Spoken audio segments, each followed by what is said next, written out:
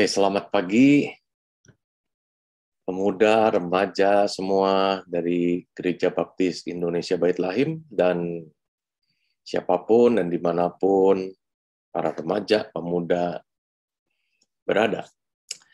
Saat ini saya mau berbagi tentang sebuah pelajaran yang diambil dari kitab Kejadian 22.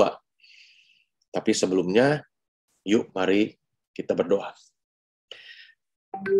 Kami mengucap syukur Tuhan, satu kesempatan lagi Tuhan berikan bagi kami untuk bisa belajar bersama. Beri kami hikmat, pimpinan, dan penyertaan Tuhan, supaya hati dan pikiran kami terbuka untuk kebenaran Tuhan. Pakai hamba-Mu ini Tuhan, untuk bisa menyampaikan semuanya dengan baik, sehingga apa yang hamba sampaikan berisi semuanya hanya daripada kebenaran firman-Mu. Terima kasih Bapa, dalam nama Yesus Tuhan kami. Haleluya. Amin.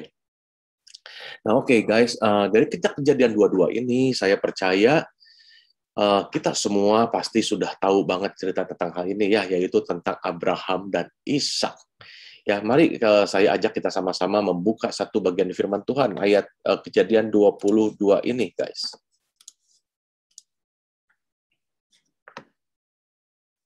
Nah, saya akan bacakan. Setelah semuanya itu, Allah mencoba Abraham. Ia berfirman kepadanya, Abraham, lalu sahutnya, ya Tuhan, firman-Nya, ambillah anakmu yang tunggal itu, yang engkau kasihi, yakni Ishak. Pergilah ke tanah Moria dan persembahkanlah dia di sana sebagai korban bakaran pada salah satu gunung yang akan kukatakan kepadamu.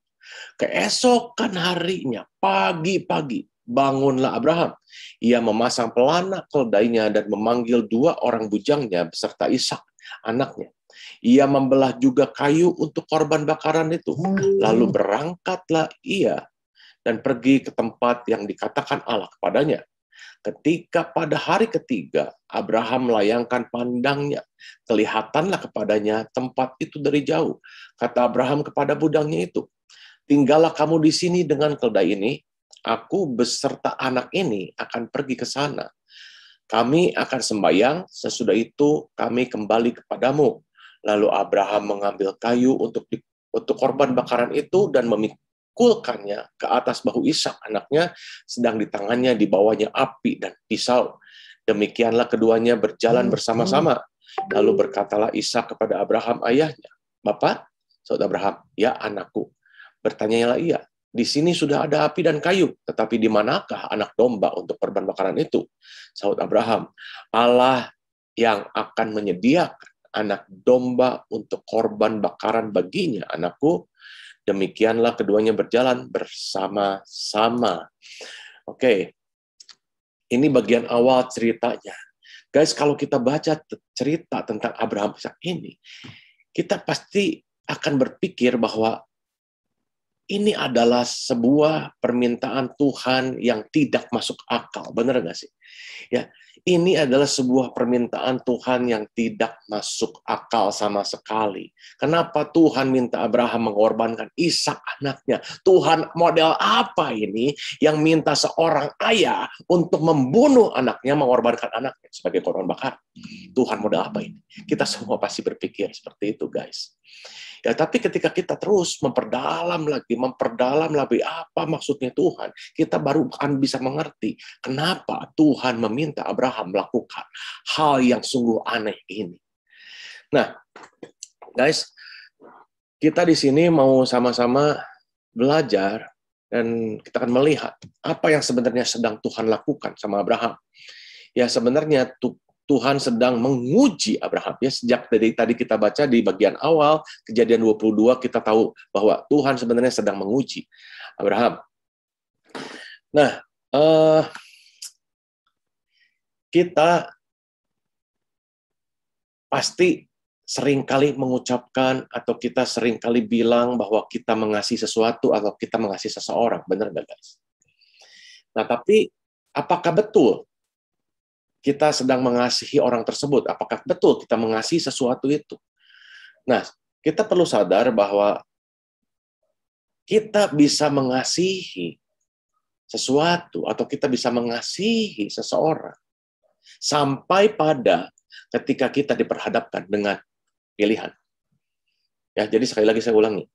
Kita bisa tahu seberapa besar kasih kita terhadap sesuatu atau terhadap seseorang sampai kita diperhadapkan dengan sebuah pilihan. Ya, jadi pilihan ini yang akan menentukan seberapa besar kasihnya kita. Ya, nangkap ya guys ya. Jadi gini contohnya. Saya bisa tahu apakah saya betul mengasihi atau menyukai junk food ketika saya diperhadapkan dengan sebuah pilihan apakah saya harus memilih junk food atau kolesterol. Nangkep ya? Nah gini guys, saya punya sebuah cerita untuk menggambarkan kisah ini. Misalkan ada seorang suami, ya, yang tentunya dia punya seorang istri. Nah, istrinya lagi hamil. Nah, pada satu ketika si istri yang sedang hamil ini dia mau melahirkan, dia bilang sama suaminya, dia tanya gini, guys. Seandainya nanti ketika saya mau melahirkan, dan dokter bilang gini, saya hanya bisa menyelamatkan salah satu ibunya atau anaknya. Karena ini ada masalah di dalam persalinannya. Dan dokter tersebut nanya ke papi. Dokter minta papi untuk kasih jawaban, untuk memutuskan siapa yang akan dikorbankan dan siapa yang akan diselamatkan. Kira-kira menurut papi, keputusannya siapa yang mau diselamatkan? Nah, saat itu si suami mulai berpikir gini, bahwa dia yakin bahwa istrinya pun akan memilih anaknya untuk diselamatkan, dan istrinya akan rela untuk mengorbankan dirinya demi anaknya. Maka dari itu, karena suaminya sangat menyayangi istrinya, suaminya ambil keputusan untuk mendukung keputusan istrinya, yaitu menyelamatkan nyawa anaknya. Maka suami tersebut bilang itu sama istrinya, ya saya akan menyelamatkan anak, karena saya yakin kamu juga akan berpikiran seperti itu. Tapi nggak disangka, ternyata istrinya itu sangat marah sama suaminya. Dia kecewa banget sama keputusan suaminya. Suaminya bingung, loh, saya salah apa? Kan saya mengasihi kamu. Saya dukung keputusan kamu. Saya yakin kamu akan memilih untuk menyelamatkan anak kita. Tapi si istrinya bilang gini, iya betul, saya akan memilih untuk memutuskan, saya korbanin diri saya dan untuk menyelamatkan anak kita. Tapi satu, seharusnya yang kamu lakukan adalah kamu memilih untuk menyelamatkan saya kalau kamu mengasihi saya. Itu jawabannya. Dan sejak itu mereka mulai bertengkar, guys. Nah, itu hanya sepenggal cerita saja ya. Jadi kalau kalian seorang wanita dan nanti kalian punya suami, jangan nanya itu sama suami kalian ya. Oke. Nah, lanjut. Jadi kita sekarang tahu bahwa ketika kita mengasihi, kita akan diperhadapkan dengan pilihan. Dan pilihan ini, guys, bukan hanya diperhadapkan kepada Abraham, tetapi juga diperhadapkan kepada kita semua orang Kristen. Ya, kita semua orang Kristen akan berhadapan dengan pilihan-pilihan di mana kita mengasihi sesuatu atau kita mengasihi Allah. Semua kita harus mengalami hal ini, guys. Ya, jadi ketika Abraham diperhadapkan dengan sebuah pilihan yang berat, saya yakin saat itu Abraham juga sedang bergejolak dalam hati untuk membuat sebuah keputusan. Ya, keputusan yang harus didasari dengan kasih, guys. Ya, kalau kita mau tahu tentang kasih seperti apa itu, kita akan baca di Markus 12 ayat 29-30 bilang gini, jawab Yesus, hukum yang terutama ialah, dengarlah hai orang Israel, Tuhan Allah kita, Tuhan itu Esa. Kasihilah Tuhan Allahmu dengan segenap hatimu, dan dengan segenap jiwamu, dan dengan segenap akal budimu, dan dengan segenap kekuatanmu. Jadi kasih tidak diukur dengan seberapa banyak kita mengatakan bahwa kita mengasihi, tetapi dengan seberapa banyak kita bersedia memberi dan berkorban. Sekali lagi, kasih nggak diukur dengan seberapa banyak kita mengatakan bahwa kita mengasihi, ya, tetapi diukur dengan seberapa banyak kita bersedia untuk memberi dan berkorban. Itulah kasih. Ya, coba kalian bayangkan guys, kalau kalian jadi Abraham, ya mungkin kalian belum pernah menjadi seorang bapak, ya saya seorang bapak. Jadi ketika saya memikirkan, saya merenungkan apabila pertanyaan atau perintah Tuhan berikan kepada Abraham itu diberikan kepada saya mulai berpikir, yang benar Tuhan, kok saya harus memberikan anak saya? Ya, jadi kalau kita sama-sama merenungkan guys, apa yang dilakukan oleh Tuhan untuk Abraham, itu sesuatu hal yang nggak masuk akal, benar kan? Ya, tapi kita mau belajar sesuatu di sini, guys. Ya, jadi ketika Abraham diberikan perintah oleh Tuhan untuk mengorbankan anaknya, itu nggak mudah keputusan dibuat oleh Abraham, guys. Itu bukan sesuatu yang mudah untuk diputuskan oleh seorang ayah. Nah, kalau kita mempelajari kitab Kejadian, ya kita belajar bahwa, dan kita sama-sama tahu, Abraham punya iman yang sangat luar biasa. Bahkan dia disebut sebagai bapak orang beriman. Betapa Abraham hidup dengan imannya yang sangat luar biasa. Dan kalau kita lihat betapa besarnya iman Abraham, yang pertama adalah ketika Tuhan meminta Abraham untuk keluar, meninggalkan keluarganya, meninggalkan segalanya, meninggalkan tempat tinggalnya, meninggalkan segala macam kenyamanannya, untuk pergi ke sebuah tempat yang dia nggak pernah tahu kemana. Dan Abraham taat untuk melakukan. Itulah iman. Itulah iman. Dan masih banyak kalau kita pelajari bahwa Abraham itu hidup dalam imannya. Bagaimana Abraham bisa terus hidup dalam ketaatan dan beriman kepada Tuhan, percaya akan pimpinan dan penyertaan Tuhan dalam hidupnya. Nah, lalu bagaimana ini kasusnya dengan Ishak? Nah, kita lihat.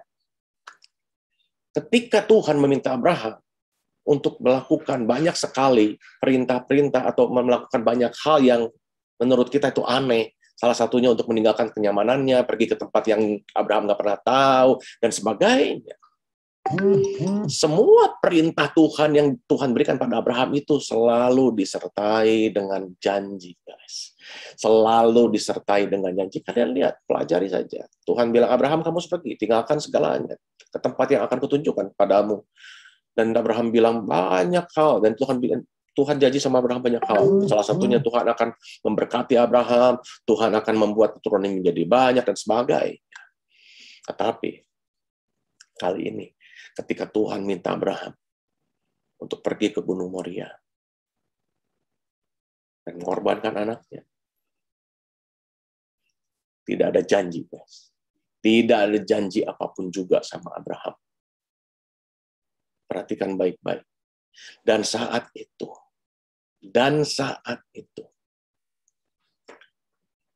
Abraham sudah menerima janjinya Tuhan, yaitu Ishak. Dulu ketika Tuhan berjanji bahwa keturunannya akan banyak dan sebagainya, Tuhan berjanji, Tuhan kasih Abraham seorang anak, ya setelah mereka menanti 25 tahun, Abraham umur 100, Sarah umur 90, dia akhirnya Sarah bisa mengandung, mempunyai Ishak. Abraham itu sudah mendapatkan janjinya Tuhan. Dan Abraham tahu, inilah janji Tuhan sudah digenapi. Jadi, semuanya tuh Abraham sudah dapetin. Nah, di saat itu, guys, Tuhan bilang, Abraham, pergi Gunung Moria. Persembahkanlah anakmu di sana bagiku sebagai korban bakaran. Wow. Kebayang, guys. Kebayang nggak? Tuhan minta Abraham untuk menyerahkan masa depannya. Tuhan nggak minta Abraham untuk menyerahkan masa lalunya, guys. Tuhan nggak minta Abraham untuk menyerahkan masa lalunya. Ujian iman yang paling utama adalah ketika Tuhan meminta kita tidak hanya untuk menyerahkan masa lalu kita, guys, tapi juga untuk menyerahkan masa depan kita. Sama seperti Abraham. Apakah kita rela untuk menyerahkan masa depan kita? Ya, di ayat 1 dan 2, perhatikan. Allah mencoba Abraham dan minta Abraham, ya Tuhan, kata Abraham, ambil anakmu yang tunggal itu, yang engkau kasihi, yakni Ishak. Pergi ke tanah Moria, persembahkan di sana sebagai korban bakaran pada salah satu gunung yang akan kukatakan kepadamu. Guys, ini nggak mudah. saat ini. Saya menantang kalian semua, saya menantang kita semua di sini yang mendengarkan pelajaran pada hari ini. Apakah kita siap seperti Abraham yang ketika Tuhan kasih perintah, besok paginya dia langsung buru-buru melakukan apa yang Tuhan perintahkan. Apabila Tuhan bilang sama kita untuk menyerahkan Ishaknya kita, guys, pada Tuhan. Ketika Tuhan minta kita untuk menyerahkan sebagai korban bakaran seluruh Ishak dalam kehidupan kita, apakah kita rela menyerahkannya bagi Tuhan?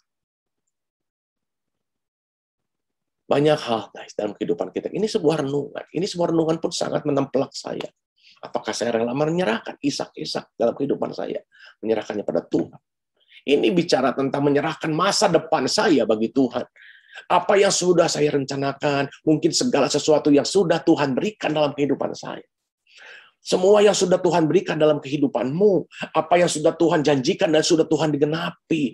Ketika kita sudah menerima segalanya dari Tuhan, dan semuanya ini adalah modal kita untuk memasuki masa depan yang penuh harapan. Dan saat itu juga Tuhan meminta kita untuk menyerahkannya bagi Tuhan. Apakah kita, guys, masih rela melakukan? Coba renungkan.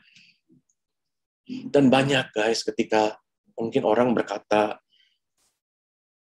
disinilah ketaatan Abraham diuji. Disinilah kita sedang belajar tentang ketaatan. Tapi kalau kita renungkan lebih dalam lagi tentang pelajaran hari ini, tentang kejadian 22 ini, guys. Ini bukan hanya bicara tentang ketaatan. Tetapi jauh dari itu, guys. Jauh lebih luas daripada itu. Ini bicara tentang hikmat dan kasih kepada Tuhan. Ketika Tuhan minta Abraham untuk menyerahkan anaknya satu-satunya yang tunggal, menyerahkan seluruh masa depan dia. Kenapa Abraham begitu langsung? Pagi-pagi benar dia buru-buru berangkat, siapkan segalanya, dan dia siap untuk korbankan Ishak. Perjalanan dia menuju Gunung Moria itu makan waktu 3 hari, guys. Bayangin selama 3 hari, apa yang sedang dipikirkan oleh Abraham, apa yang ada di hatinya Abraham selama 3 hari perjalanan. Kenapa Abraham bisa bilang, oke, Tuhan akan lakukan. Renungkan apakah ketika Tuhan minta Ishak untuk mengorbankan Sarah, istrinya yang cantik itu, apakah Abraham akan menurut? Apakah Abraham akan taat? Apakah Abraham akan langsung mempersembahkan istrinya pada Tuhan? Belum tentu, guys. Kita harus belajar hal ini. Kita lihat kembali kepada adat istiadat atau apa yang mereka percayai pada saat itu.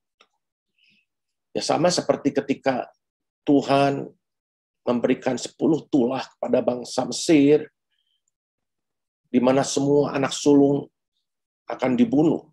Tetapi Tuhan minta bangsa Israel untuk menyematkan darah di bingkai pintu, di mana anak sulung bangsa Israel, mereka semua yang menyematkan darah di bingkai pintu tersebut akan selamat. Bintang sulung ini bicara tentang keturunan. Anak sulung bicara tentang berkat, anak sulung bicara tentang kepercayaan dan segala macam, guys, di adat istiadat zaman dulu. Anak sulung ini ketika dipersembahkan, ini bicara tentang utang, guys. Utang apa? Ini bicara tentang utang darah, utang dosa, guys. Maka dari dulu ketika zaman dahulu tuh, di perjanjian lama, harus selalu ada korban. Ya, korban darah, korban sulung, ya, anak sulung, binatang sulung sebagai korban penebusan dosa. Abraham tahu betul tentang hal ini. Jadi ketika Tuhan minta dia mempersembahkan anaknya yang sulung ini, anaknya tunggal ini, anaknya yang terbaik ini, Abraham tahu betul bahwa sebenarnya Adam sadar betul Abraham bahwa dia sedang punya utang dosa sama Tuhan. Makanya dia rela dalam ketaatannya pada dia. Dan dia rela secepatnya dia persiapkan segalanya. Malam-malam dia siapkan, pagi-pagi betul dia pergi berangkat bersama bujangnya untuk mempersembahkan Ishak, anaknya yang tunggal, anaknya yang sulung. Guys, ini satu hal yang luar biasa. Ini sudah Tuhan lakukan juga ketika Tuhan mengorbankan anaknya yang sulung, anaknya yang tunggal satu-satunya untuk menebus dosa saya, dosa kalian. Ketika Tuhan mempersembahkan anaknya, Yesus Kristus, untuk menebus semua dosa kita, guys. Tuhan sudah lakukan itu semuanya. Ketika Tuhan minta Abraham untuk mempersembahkan anaknya satu-satunya yang sulung itu, anak satu-satunya, Ishak, masa depannya, Tuhan memberikan ganti, domba jantan. Ya, Tuhan mengganti Ishak dengan seekor domba. Tuhan sudah siapkan penggantinya. Sehingga ketika Abraham mau siap menusuk Ishak, mau mempersembahkan, Tuhan bilang, stop. Jangan lakukan itu. Aku tahu bahwa engkau mengasihi aku, kata Tuhan. Tuhan sudah siapkan dombanya. Tetapi ketika Tuhan mempersembahkan anaknya satu-satunya, anaknya yang sulung, Yesus Kristus, untuk menebus dosa saya, untuk menebus dosa kalian, Tuhan tidak mempersiapkan gantinya, guys. Tidak ada gantinya. Tuhan mempersembahkan anaknya yang sulung itu, anak yang tunggal itu, hanya untuk menebus dosa kita. Inilah kasih yang sejati. Ketika kita diperhadapkan dengan pilihan, disinilah guys, kita bisa mengukur seberapa besar kasih kita terhadap seseorang atau terhadap sesuatu. Nah, apabila saat ini kita bilang, Tuhan, aku mengasihi Engkau. Kita bilang, Tuhan, aku mengasihi Engkau. Tunggu sampai kita diperhadapkan dengan pilihan, guys. Apakah kita benar rela mempersembahkan apa yang kita punya hanya untuk mengasihi Tuhan? Apakah benar kita rela mengorbankan semuanya hanya untuk mengasihi Dia? Ini suatu hal yang luar biasa, guys. Jadi ini adalah sebuah renungan yang perlu kita renungkan baik-baik dari pelajaran hari ini. Kita uji dan tanyakan pada diri kita sendiri, apakah benar saya mengasihi Tuhan? Tunggu sampai kita diperhadapkan dengan pilihan. Orang-orang nggak bisa melihat isi hati kita. Orang-orang nggak bisa melihat pikiran kita. Tapi orang-orang bisa melihat setiap pilihan yang kita ambil dalam kehidupan kita, guys. Orang-orang bisa melihat setiap pilihan yang kita ambil. Dan mereka akan melihat siapakah yang kita kasihi. Apakah kita benar mengasihi Tuhan kita. Mari kita berdoa. Terima kasih Tuhan atas setiap pimpinan, atas setiap penyertaan Tuhan dalam kehidupan kami. Ampuni bila selama ini ternyata kami tidak mengasihi Engkau. Mungkin selama ini kami hanya mengatakan di mulut saja, aku mengasihi Tuhan, tetapi kenyataannya ketika kami diperhadapkan dengan banyak pilihan dalam kehidupan, pilihan kami membuktikan bahwa kami ternyata bohong. Tuhan, kami nggak pernah mengasihi Engkau. Dan saat ini kami mohon ampun. Yesus, inilah kami saat ini. Mau datang di hadapan Tuhan. Mari saya ajak teman-teman semua, dimanapun kalian berada, yang benar-benar mau ambil keputusan saat ini. Letakkan tangan kalian di dada, guys. Saya akan berdoa buat kalian. Saya akan berdoa buat kalian. Tuhan, Engkau yang maha tahu, Engkau yang maha kasih. Tuhan melihat keputusan setiap anak-anak-Mu yang saat ini mereka ambil satu keputusan untuk benar-benar mengasihi Engkau. Beri mereka kekuatan, beri mereka perlindungan, sertai Tuhan. Roh Kudus-Mu menyertai mereka. Kasih Tuhan terus limpah atas anak-anak-Mu, Yesus. Tuhan, beri kekuatan ketika ujian datang dalam kehidupan mereka, sehingga mereka bisa mengambil satu keputusan yang benar, yaitu untuk mengambil satu keputusan bahwa mereka mau taat dan memilih Engkau, untuk taat, untuk memilih melakukan apa yang Tuhan perintahkan. Karena kami tahu betul saat ini Tuhan, bahwa setiap perintah yang Tuhan berikan pada kami, yang mungkin terlihat seperti sesuatu yang konyol, mungkin terlihat seperti sesuatu yang tidak baik, atau melihat seperti sesuatu yang aneh. Tetapi kami saat ini tahu bahwa semuanya itu adalah untuk kebaikan kami, untuk masa depan kami. Ketika Tuhan meminta kami menyerahkan masa depan kami kepada Engkau, Yesus, kami tahu karena Tuhan mau mengambil itu dan Tuhan memberikannya secara limpah pada kami.